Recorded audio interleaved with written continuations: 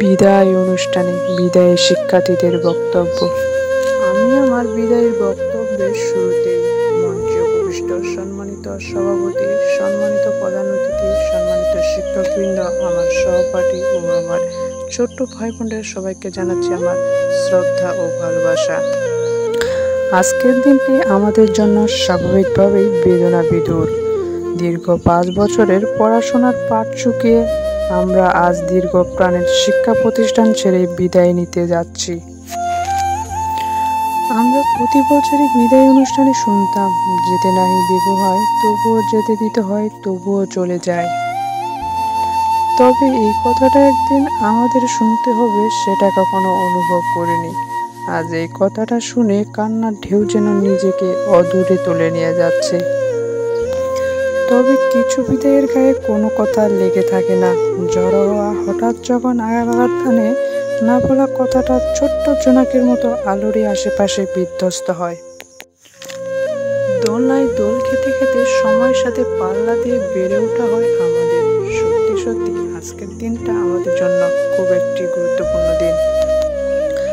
আজ আমার সুকান্ত ভট্টাচার্যের সেই কবিতার চরণখানি বারবার মনে পড়ছে। এসেছে নতুন শিশু, তাকে ছেড়ে দিতে হবে স্থান, জীর্ণ পৃথিবীতে ব্যর্থ, মৃত আর ধ্বংসপীঠে চলে যেতে হবে আমাদের। What seemed to be ending actually signifies the beginning of something new. অর্থাৎ যা শেষ হয়ে যাচ্ছে বলে মনে হয়, তা আসলে নতুন কিছু শুরুকে বোঝায়। আপনারা আমাদের জন্য আশীর্বাদ করবেন, যাতে আমরা আমাদের পরবর্তী জীবনের শুরুটা ভালোভাবে করতে পারি।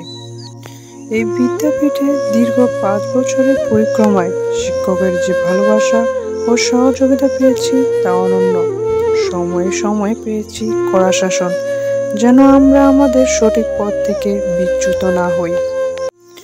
আমাদের সম্মানিত শিক্ষকরা যে আমাদের সুন্দর স্বপ্ন দেখিয়েছেন, মানুষের মতো মানুষ হয়ে দেশ সেবায় নিয়োজিত হতে পারি, সেই স্বপ্নের মর্যাদা আমরা আমাদের হৃদয়ে বহন করছি।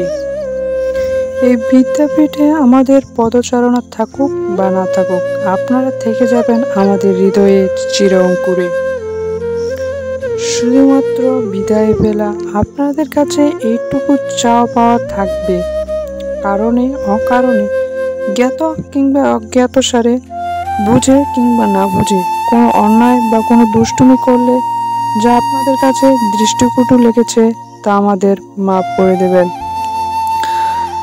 আর যারা অনুজ আছো, তাদের জন্য বলছি, তোমরা তোমাদের শিক্ষকের সাথে এমন ব্যবহার করবে যাতে পরবর্তীতে তোমাদের আফসোস করতে না হয়।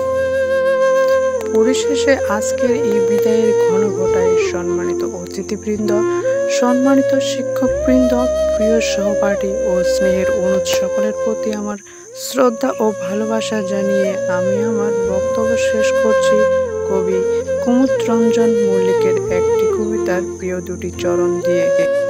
হয়তো আমার এ পথে আর হবে না কো আশা, দুয়ারে রোপণ করে যাই বুকের ভালোবাসা।